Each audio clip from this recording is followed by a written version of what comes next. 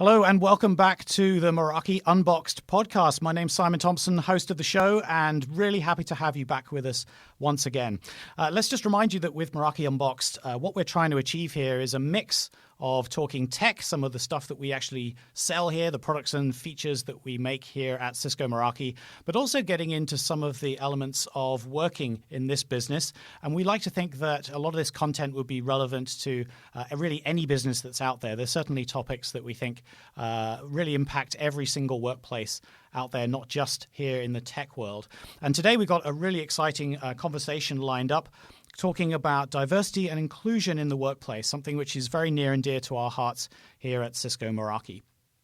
Now, I've been with Meraki for quite a long time now, and one of the things I really love about coming into work every day is how welcoming this place feels to everybody who works with us here in the office, but also out in our regions as well. And one thing I've definitely learned through my time here is that this stuff doesn't happen by accident. It does take a lot of careful consideration, really thinking about the details that go into making a workplace as welcoming and inclusive as it can be. So that's really what we wanted to get into today. And to take us into that discussion, I'm going to introduce you to Denise, who is our Chief of Staff here at Cisco Meraki. So Denise, how are you doing today? Great. All right, awesome. That's a good start. Let's get things over to you, and we'll take it from there. Thank you. Great. Thanks, Simon. Excited to do this podcast. Really excited to talk to our guest, Tiffany Stevenson. And Tiffany is the Global VP of Talent and Belonging at Box. And her charge at Box is to make sure that all Boxers have an incredible career experience from the moment they start to the moment that, even all the way through the moment that they become an alum of the company. So really making sure that folks really feel that connection and that belonging. So I'm excited to hear what it's like to have a job like that. And I'm also really thrilled to engage in a really thoughtful conversation with you about inclusion and belonging. Thank you so much. It's such a joy to be here. And this is one of my passion topics. So excited.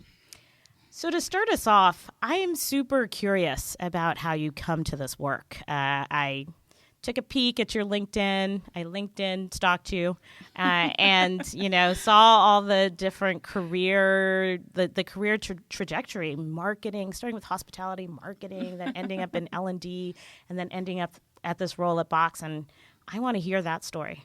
Wow, that would probably be 7 podcasts. I'm going to try to make it tweet-sized. I think at the end of the day, what really inspires me is around creating an environment where people feel like they can do and be their best. And I think that has been the one common thread, whether it was in the hospitality side where you take people from all different backgrounds who want to work together to create the most incredible stay and experience for the guests who come and stay, moving all the way through sort of thinking about how does that core people strategy that invites that type of warmth and excitement match with the business strategy. Got me really excited about thinking about how those ideas come together.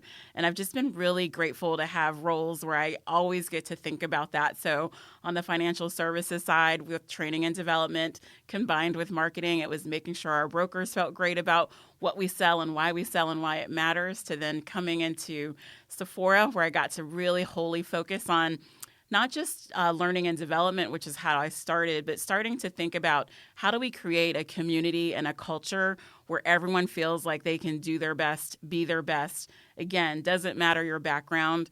We can teach you to run an incredible business and have an awesome career. And by you doing that, you create an environment where everyone feels like that is possible. And so that kind of got me thinking about how does that sort of tie into belonging? And so what are those common threads that unite a learning and development strategy with us looking at talent and being able to plan with a long-term view and see that the thread of belonging and feeling like you're comfortable enough to be vulnerable, to learn and to push yourself, that we can create the right opportunities and channels to do it. So that's kind of how all these threads came together. And then about a year ago, Box reached out about this incredible opportunity to really think about all of these holistically in one clean role. And I never knew that it was possible that in the talent space that I could look at everything from learning and development to our talent processes and have this common thread of belonging in a truly distributed model. And to do it in a culture like Box couldn't make me any more excited.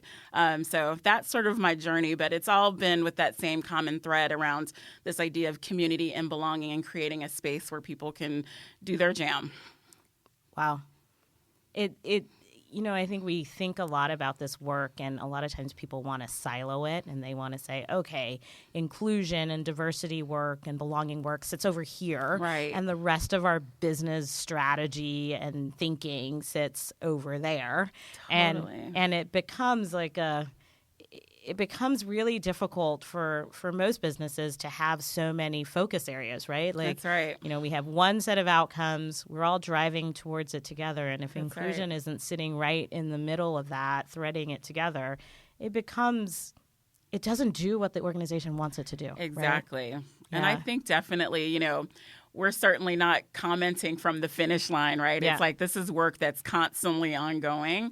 But the way that you're describing it makes me just ask a follow-up, which is like, at Meraki, how do you think about diversity and inclusion with that framing in mind? Like, what does it mean? Yeah, I think we're lucky to sort of sit within the larger Cisco ecosystem where they have been thinking about inclusion for a while now. And, I think as with most companies, started with this idea, followed the industry where diversity was around representation. Right. Do I have X number of purple people, right. and, the purple people count. And, really trying to look at it in that way, and then sort of moving to a thinking around inclusion. Like, how are people feeling? Do they get a sense of belonging? That's and right. the strategy at Cisco is on an arc that goes beyond that says, all right, if we have belonging, how do we turn that into true collaboration? That's right. How do we turn it into true decision-making and business impact? And I know I hear a lot of times this conversation that says, okay, well, diversity is, getting invited to the dance, and then inclusion is, being asked to dance. And I think when we think about what this really does for us at Cisco, we get to this third piece where you enable technology and collaboration.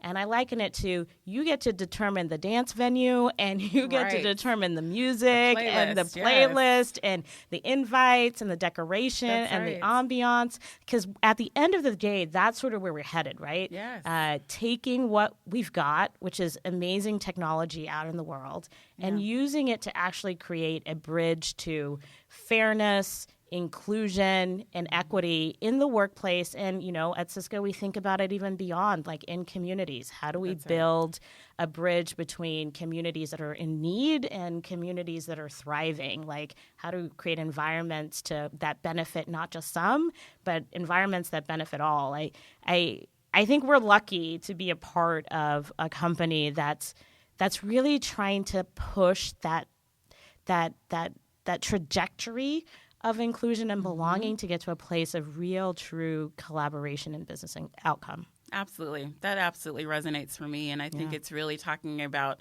reaping the benefits of bringing such a diverse group of people together. Yeah. And that's the true value that unlocks a lot. I mean, at Box, we definitely, our mission is we want to power how the world works together and through collaboration. And certainly our platform is one way that we're able to deliver it. But it's all of the sort of progressive behaviors and actions together of how we work together, how we think about our business, how we think about the customers we serve in the broader community that really enables the best of breed, platform design, thinking, ideation, and that comes through diversity. Yeah. So totally it resonates for me. Yeah. Why get folks in the door and get them feeling at home if you're not going to leverage it? Yeah. Absolutely. Yeah.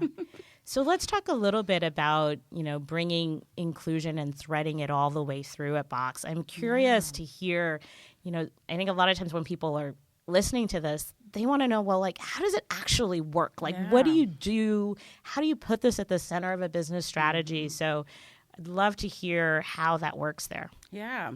I'll start at sort of a meta point, which is, it has to be born from sort of the company's authentic sort of mission and purpose, because anything else feels like it's like additive, and it's almost like we were talking about before. It's like an aisle or a stream versus it being really integrated into how you think about your business. And so at the meta level, I would say one of the things that I love and what drew me to Box is there's a clear sense of, if we believe we want to power how the world works together, what are the values that underlie that actually bring that to life? And so there are two values that I think we've really spent a lot of time thinking about, like, how do we on a day-to-day basis really make this happen? And so the two values are make mom proud. Oh my gosh, it's amazing. I know, it brings me one. joy. Yeah. And of course, it's a metaphor for whoever you want to make proud in your life. Yeah. But then also we have bring your blank self to work. Yeah. And with both of these, it implies one implies a sense of responsibility and mindset. And we know that to be in the business of belonging and inclusion, so much of it is the mindset that then drives your actions. And so that make mom proud value is something that we really spend a lot of time talking about. And the other being bring your blank self to work. And that means that not only do I understand who I am and all of the experiences that I've had throughout my life, my upbringing from what I've seen and experienced in other companies, but that I don't just lock that in a box and then I come to work. I mean, metaphorically, lock it in a box, but you don't just lock it and tuck it away somewhere, but that you actually bring that into a conversation and you use that to challenge and to push thinking and to reap benefit. And so I think they both kind of speak to this idea that it takes mindset and action together to really drive sustainable change. A couple of examples of some ways that we've put this together is if we look at our 3 business objectives for the year, one of them that's really key is enable Boxers everywhere to do their best work. And that's a corporate objective. That's not an HR-driven objective. Yeah. And so it really calls us to think about where we're making investment. The second thing is like using the values as a framework. We've actually created training and awareness around this idea of what does Make Mom Proud actually mean? It sounds like it could be, interpreted as something that's kind of loosey-goosey. And we've really started to dive into the behaviors of what really drives that so that there is shared understanding. So there is a global Make Mom Proud training program that all 2,000 folks are going through this year. And then also we use those values and the underlying behaviors as a performance mechanism. So it's actually something that we measure our performance and impact against. So taking it from mindset to action, we think actually is a great way to sort of help drive that shared understanding and that sense of accountability. And then, of course, there's other things that we're really excited about working on. We've actually very recently launched a diversity and inclusion council made up of senior leaders across all sides of our business. And what's been great about that is that it takes the sense of shared ownership, which is one of our values, be an owner, and making sure that we're enabling that with all of the tools that, whether it's reporting information, our Boxer Experience survey where we get great feedback, but really literally putting it in the hands of the leaders who actually are empowered to do the right thing, to make that right decision and drive that engagement and awareness down to the functional area. So that's sort of how we're thinking about it. But what I love is that it always ties back to those 2 meta ideas of make mom proud, bring your blank self to work. And then our job is just to make sure that the systems and infrastructure are there to help support and enable it. Yeah. You know what I love about bring your blank self? That it gives you an opportunity to define what that is for you. Totally. Right? I think for some people, they're like, bring it all to work. But culturally and experience-wise, that might not be what resonates, right? Like the thing that feels most comfortable might be, bringing this amount or, bringing this version of myself maybe to work and giving people the opportunity to opt into how much. Yeah. That feels great to be able to state it in that way. I think we're going to have to steal that and say, steal away. Yeah, we're going to steal that. I'm like, the one thing about D&I work is like, it's the one thing that you don't need to trade secret because you really want the world to win. And it wins by having these common discussions and safe space to really have these discussions. So I hold nothing about D&I a secret. We really want to make sure that everyone wins. Yeah, I think that's in sort of talking about this at a leadership level and, sort of within the business, I think there's like, in other places in a business environment, you're out there to be a hero. Like, right. I saw this thing for my customer and I solved it and we're going to win by doing this. Yeah. And this is I think for companies, a real opportunity to create community. That's right. Our CEO at Global Mobile Conference, he kicked off this idea of the multiplier pledge. Like, can we incorporate sponsorship into the work that we're doing around inclusion? Right. And it's just not a call from Chuck, but it's really a call to like all folks in his position to say, what are we doing as leaders to sponsor? Because we know that when we do have sponsorship, we have different outcomes. Exactly. And the idea that corporations are feeling a sense of responsibility for, addressing maybe things that were systemic that they had nothing to do with in some instances.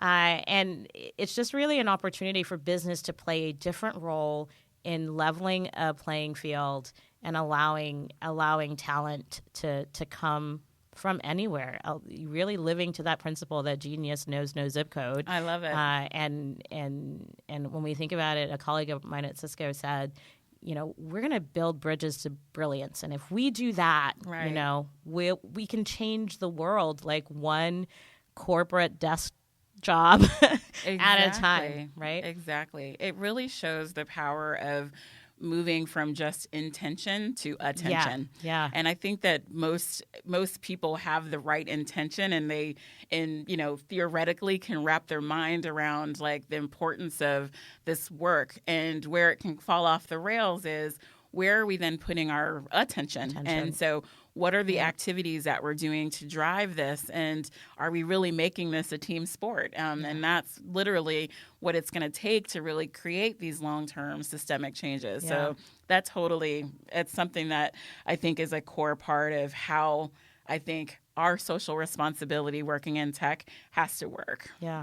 Exactly. One of the things that I was thinking about in one of the comments that you made is just thinking about, and it was around the bring your blank self to work, but just recognizing that there's so many aspects to what makes somebody a unique person. Mm-hmm. And this idea that, I identify as a woman. I identify as an African-American woman. I identify as an African-American woman who grew up on the East Coast. Yeah. So there's all these things that make me kind of who I am. And this idea of intersectionality becomes so important in sort of driving some of this work. And just would love to hear from your experience, like, how does intersectionality play a role here at Meraki? Yeah, that feeling always really resonates with me, and I am so thankful for that language around intersectionality because it kind of, I was like, yeah, that's the thing I've been feeling sometimes, right? Yeah. I grew up in Jamaica. I'm Jamaican. Mm-hmm. So I'm an immigrant. Yep. I am Black and I'm a woman and then I'm a parent. Mm-hmm. I am a transplant to California, and like all of these layers really determine how I perceive a situation or how I navigate things, right? And so when we think about it here, we've been really trying to understand the experience that happens when all of those layers sit in an organization. That's right. Right? So I liken it like I'm like sitting in a lot of bridge metaphors. So now the Cisco marketing team can say that I have officially embraced our bridge to possibility language. But I almost think of intersectionality as a bridge, right? Like we have these identities and we start on one side. I can hold in any given day, oh, I'm a woman. And then on the other side of it, I can hold like, oh, I'm a Black person. And if a company is building solutions that kind of is trying to address these things separately, what usually happens is that it doesn't close the gap. Right. And so what happens is like the women things get to a certain space and the Black things get to a certain place. And when they don't actually connect, there is no way to bridge like the experience that I'm having. It ends up with like a big hole in the middle. Right. And when we look at our community experience, we take a look at those intersections based on the data that we have, right? That employees have volunteered to us.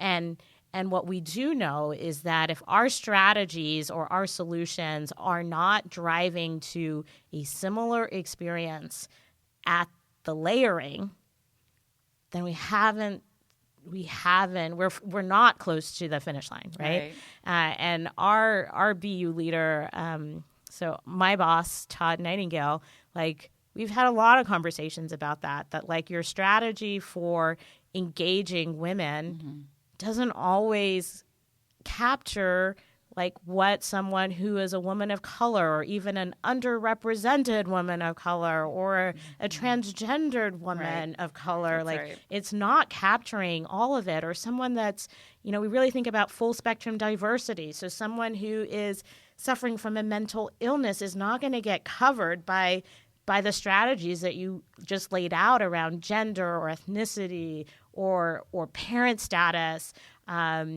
or orientation or any of those things. So the goal is to create a culture of belonging that allows all of that to show up, whether you're identifying one day or identifying another, or you're sitting in a room and the collections of your identities are making you feel somewhat like you don't belong.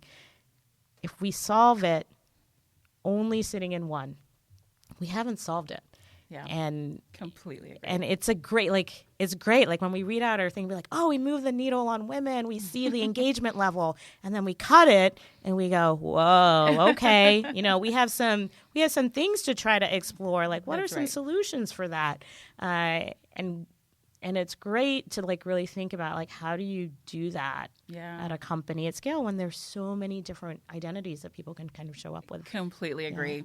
Yeah, it's something that we've spent a lot of time thinking about in the sense of, and I think that our employee resource group communities have been such champions in helping us think this way and starting to make a transition from sort of as my employee resource group community, I'm going to drive programming that's very geared towards sort of one clear lane to like, what if we actually partner these two ideas together? And so like last quarter, we were so excited. We came up with this idea of working together on quarterly stories and quarterly focuses. And so last quarter, our focus was thinking about the future starts today and what are all those stories that we want to amplify around the future starting today? And one of them was around underrepresentation of people of color in STEAM-related careers. Yeah. And we saw incredible partnership from our Box Women's Network and from our Black Employee Resource Group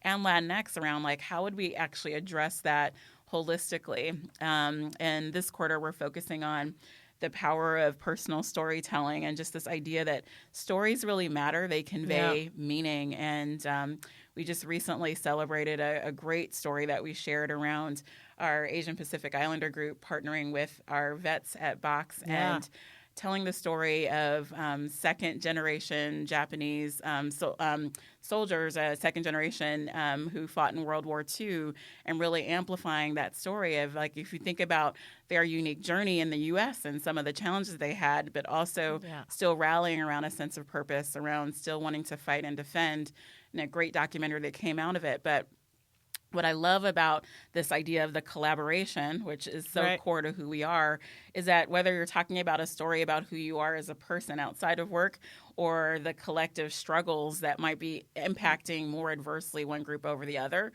creating that safe space where you can have those dialogues, I think, is really helping to push conversation forward. So super excited about that. We get our EROs leadership together once a month to really hone in on things like that. Like, where are there opportunities for us to partner? Like, if we're bringing in someone to talk about inclusion, or if we're bringing in just a speaker to address the organization around whatever topic it is, how are we making sure that we have thoughtful representation around that? And I think in the beginning, people were like, okay, well, how are we going to do this work together? Right. And then you get to a place like once a year during Women's History Month, we run this conference across Cisco called Women of Impact Day, and you have an opportunity to do programming on sites. And so we did one year we did programming and had a workshop around around orientation and gender, right? And it was one of those things where we thought, why aren't we talking about all the different ways that all the different identities that women have? Like, that's right. Like we go in there and we just talk about women, but the reality is that people experience gender really differently depending on their backgrounds and things like that. So, trying to always broaden the conversation, even when people feel like the conversation is somewhat narrow. That's right. It is the continuous work here. Like saying, oh, have you connected those two dots? Like, how about we get in here? We're lucky enough to have an ERO called Mosaic, which is not rooted in any sort of particular experience, but it's rooted in the idea that, like, all these different experiences are worth exploring, like, in the workplace. And I think for the most part, they've been trying to figure out, like how do we do that effectively? So a couple of months ago, we had a conversation about intersectionality, and we said, well, like, why don't you let that be your charter at Meraki? Like, bring that to us. I love it. And so they're kind of trying to figure out how to think about it, but it was like an interesting solution to trying to bring that conversation more to the forefront in the work that we're doing around inclusion. It has to be counted. Like, those stories matter and those experiences matter. And so creating a space where those can live is awesome. Yeah. I love it. So talk a little bit about the industry. Like, I think if we see one more article about how tech has failed in inclusion, I mean, if I had $1 for every one of those, let's just say I would have a very big house in the Bay Area. Like, what do you think the industry's missing here? I spent a lot of time thinking about this. And again, as I stated from the beginning, we're not speaking from the finish line. This work is ongoing work. And so I think some of the things I think the tech industry still needs to really grapple with and really soak in its spirit is that diversity without inclusion is a fool's errand. So, there's so many efforts around recruiting, which I love. Like, you have to do that. There is definitely a systematic need to make sure that you're opening up top of the funnel opportunities to meet and know great talent.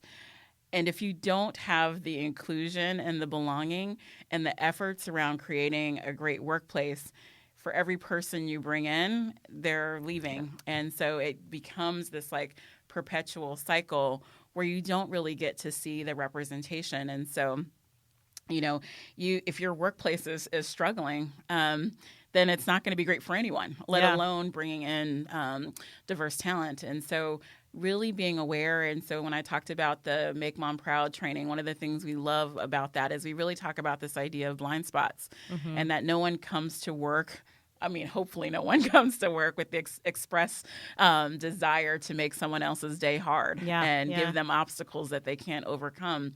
Yet, sometimes through our actions, that's exactly the net effect that we can have on someone else. And so if we don't spend time as a company really being clear and getting close to where those blind spots might be for us, then the less likely when we bring someone in that we've created a space where they can really bring their blank selves and really outperform. And so I think that is one of the things that I think the tech industry could do better at is really understanding those drivers of what makes someone ultimately feel like they belong, that their voice is being heard, that they're growing and developing. So I think that's one. I also think this idea, when there's been so many conversations on diversity of thought, and that is the net impact. So everything that you said is the net impact of having the reason why you want to have diverse perspectives. I think sometimes that overshadows the underlying need of having diverse representation. And so the idea that diverse representation is one, not the only, but one really key and important driver to netting out diverse thought is having different people on your team approaching that same thing. It creates that healthy tension. It creates sometimes the conflict, but it nets out in probably the best idea, and studies show that time and time again. Yeah. So I think it's easy to kind of feel like the data feels overwhelming and it's like, oh my gosh, I can't even move this 0.1%.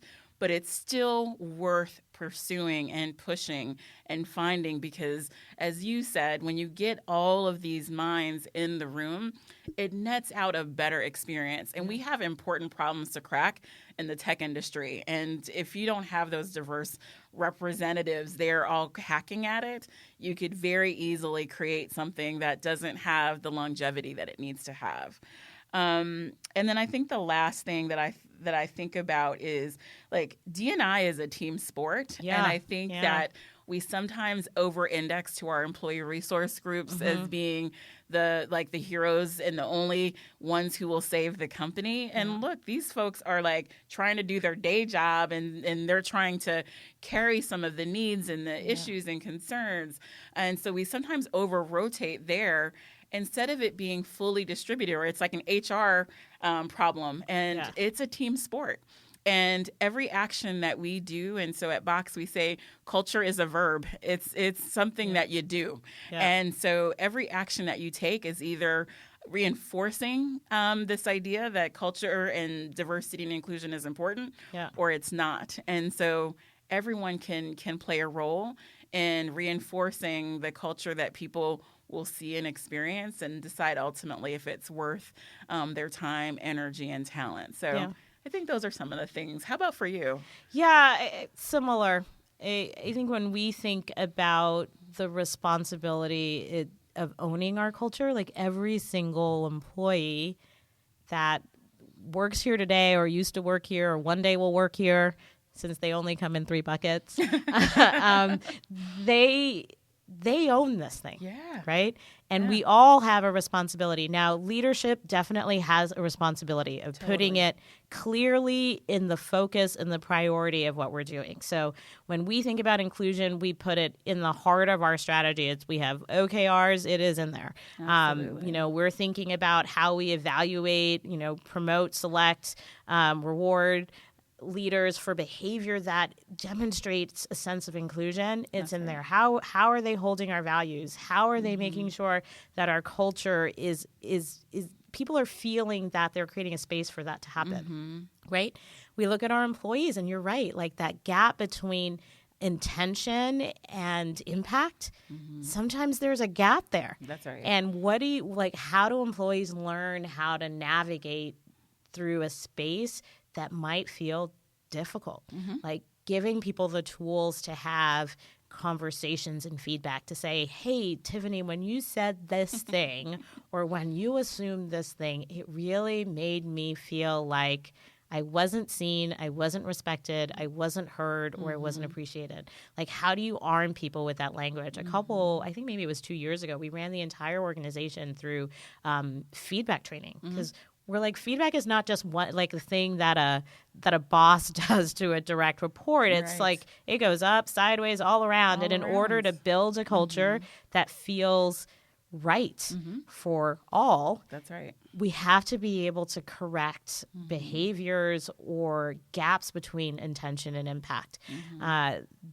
This year, our Go Forward strategy, we have, ally training that folks can opt into to say, hey, I might not know how to do this. Right. Great. Come to the training. We'll run through scenarios, and you're not going to walk out a perfect ally, but you'll know how to sit a little bit in the discomfort when you haven't. That's or right. you'll know and recognize, hey, I have this privilege. And all of a sudden, that privilege makes me be able to navigate the situation differently. How do I take that privilege and give it to somebody else in a way that doesn't diminish them or is patronizing to them, but really empowers them, right? So we have things that members of our community can tap into, so that way they can help us build the culture that supports them, but to help us build the culture that we all deserve. Absolutely. And so we've, I think what's great too about Cisco, there's a whole collection of solutioning that we can bring to this equation around how do we democratize the ownership of our culture. I love that. I think that is literally the premise of our Make Mom Proud training, and recognizing that it literally belongs to everyone. And I love the idea of the creating the language, because sometimes it is as easy as like, I just need the language because I see things that maybe make me uncomfortable, but I don't know how to address them. And I love that you're putting all of that emphasis there.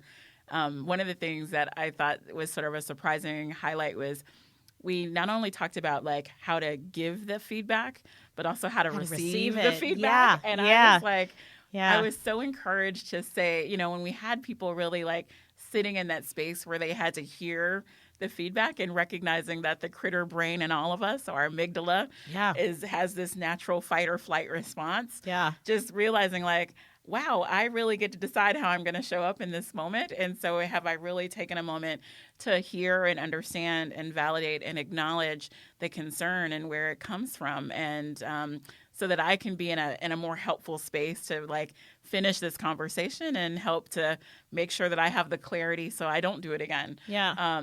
But I definitely think that those types of investments really help to reinforce a culture where you make it safe, not for perfection, but that we have a system of like when things do happen, there are some very natural ways that we as a team can address it together, and it's okay. And that's like another one of our values is be candid and assume positive intent. Like, again, the intent is there, but I'm going to need to be candid so that we can have this conversation and move forward. Yeah. Like there's a part of what we say here, like we're never done getting better. No. And if you can hold that, like never done getting better, then you can actually sit in a moment that is difficult.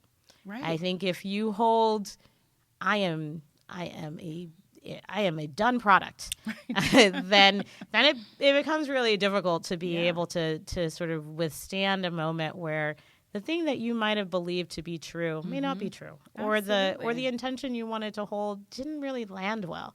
And I think one of the things that we're trying to sit in a bit here is this idea around vulnerability at work.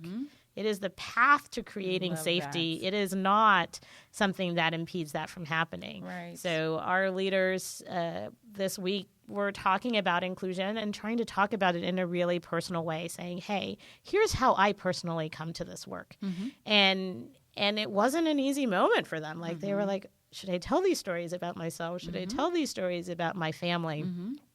And it's a good moment, because then people can feel like, hey, if I've done something wrong, I now have a leader that has shown up and said, hey, I made some mistakes around this, and I'm going to make more mistakes around it.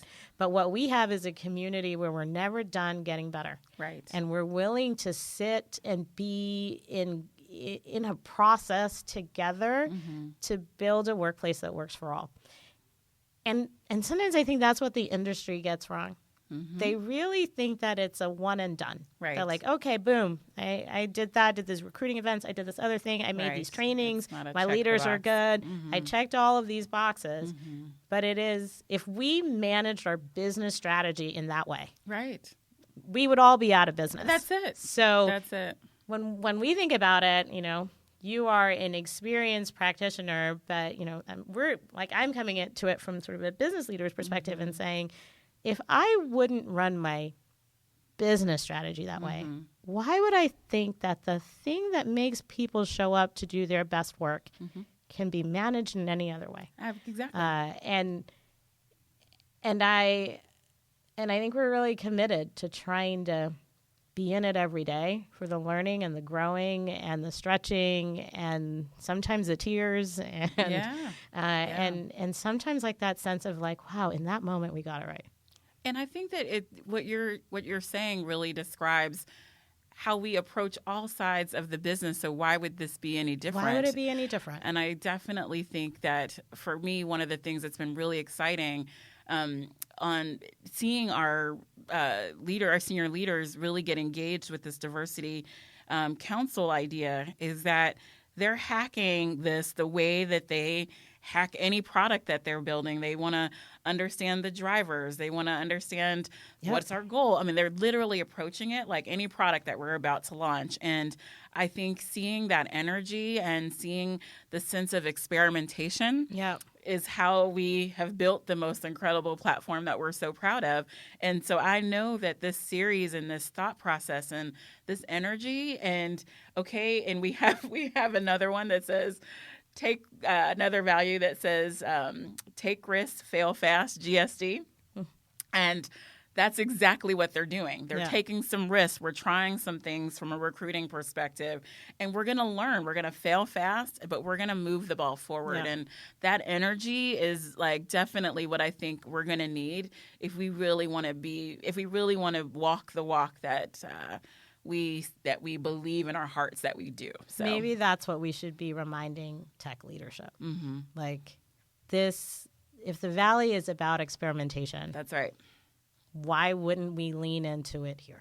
Exactly. And in the spirit of holding a better space for people. That's right. And I am so excited that you took time out of your busy day to come chat with us about something that's really important to us at Cisco and definitely super important to us at Meraki. So Tiffany, thank you. Thank you. This was a joy and would love to exchange anytime. Hey, this has been an amazing conversation, and I'm kind of minded to throw in a bit of a curveball. We hadn't planned this, but I'm gonna have a go here. I imagine that this topic, I mean, it's incredibly deep, and there are so many different dimensions to it. What I'm wondering is for anybody who's been listening and is wondering how they can maybe initiate or get started on this journey. Maybe they haven't had the opportunity yet to really get into this in a meaningful way. Whether either of you have any thoughts around, how people could get started with this. Great question. There is a group of folks over in Oakland, Project Include, and I think it's a great way for folks to begin to educate themselves, especially leadership, on how they might create a space that really works for folks. So that's sort of one of the things that comes to mind for me. And now I'm totally blanking on her name, which will be terrible. But she is the woman who runs inclusion, I believe, at Netflix. And she has this really great e-learning series that's about inclusive leadership. And it's about an hour. And it really starts for you to understand that every single day motions that build an environment of inclusion. A lot of folks feel like it's this big thing that you got to go and do. But it really is in the small things. How do you set up meetings? How do you share information in meetings? How do you make sure that folks know what they're supposed to do and know what success is? How do you make sure folks feel expected, respected on that first day that they show up to work at your company?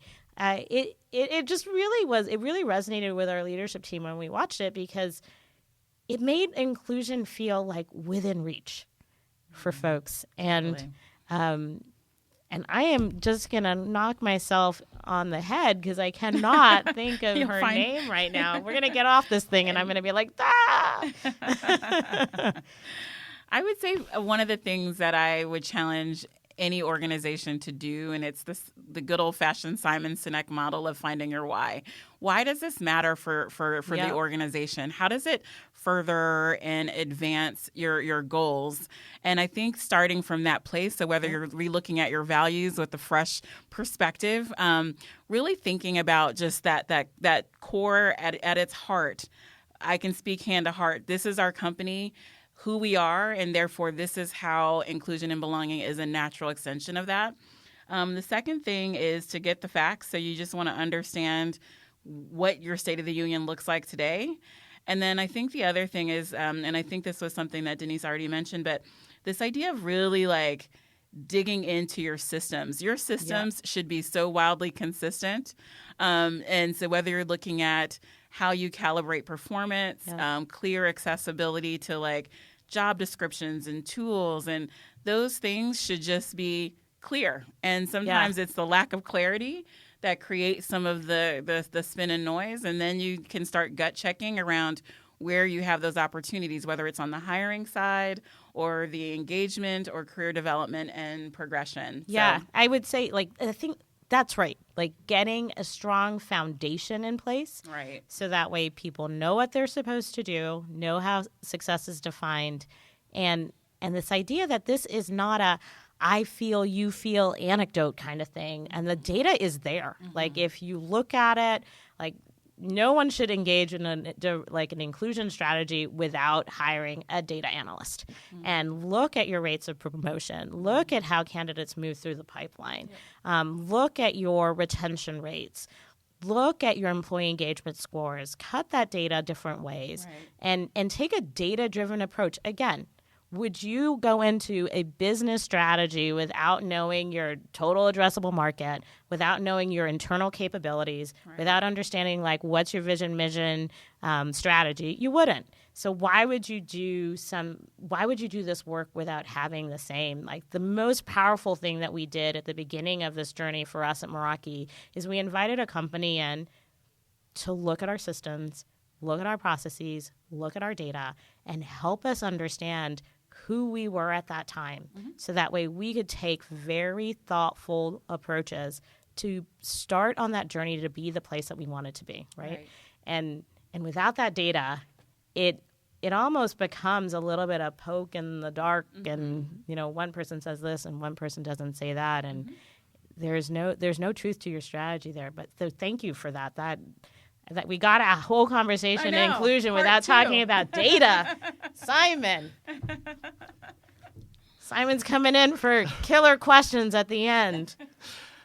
All right, I love it. No, I think we've had a fantastic conversation here, and this is probably a really good spot to start wrapping things up. I really want to thank Tiffany and Denise for our conversation today. This has been incredibly illuminating. So much to think about here, and a lot of takeaways, I think, for all of us to ponder. And of course, that's the beauty of the podcast. You can rewind it back and listen again to any sections you want to get into in more detail.